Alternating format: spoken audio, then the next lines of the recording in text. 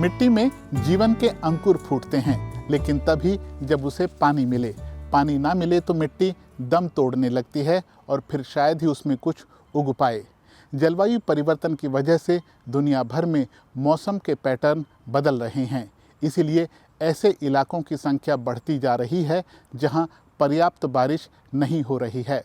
संयुक्त राष्ट्र का कहना है कि दुनिया के करीब 70 देश हर साल सूखे की स्थिति का सामना करते हैं। दुनिया की 40% आबादी ऐसी है जो किसी न किसी रूप में पानी की किल्लत झेल रही है।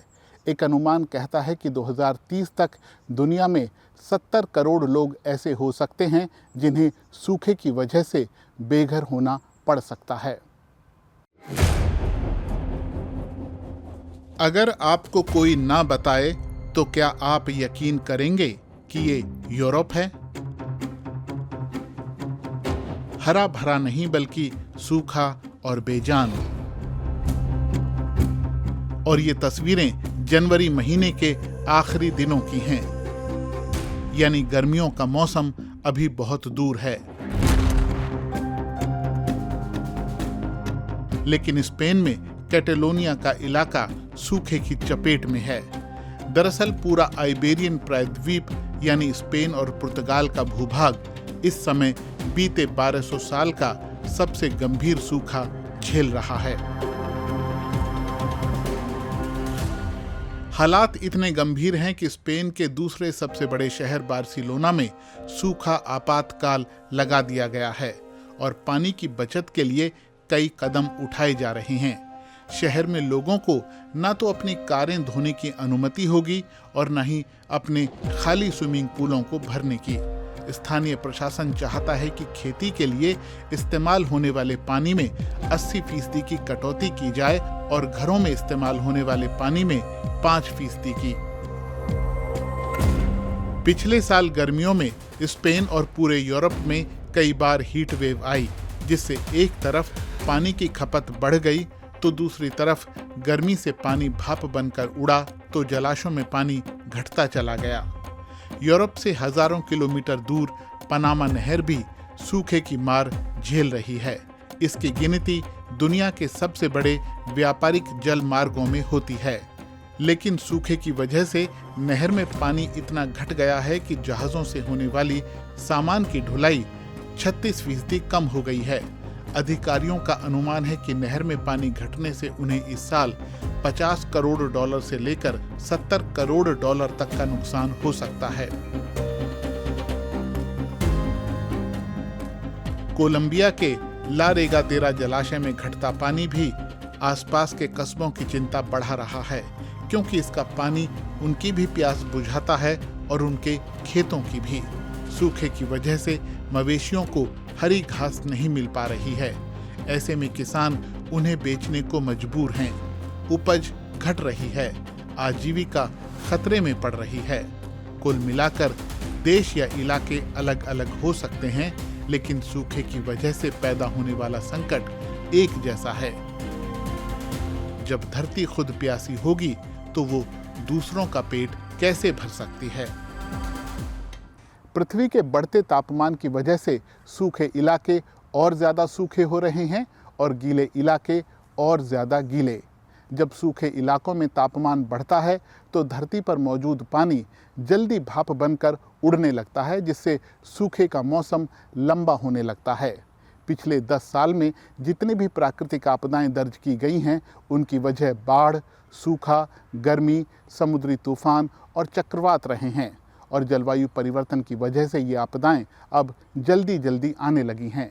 यानी ये पृथ्वी अब जितनी गर्म होती जाएगी, इस पर रहना उतना ही मुश्किल होता जाएगा। बारिश की बूंदें जब धरती पर गिरती हैं तो उसे जीवन देती हैं, उसे हरा भरा करती हैं। और बारिश ना हो तो सब कुछ बंजर और वीरान होने लगता है। बारिश की कमी ही सूखे की समस्या का मूल कारण है।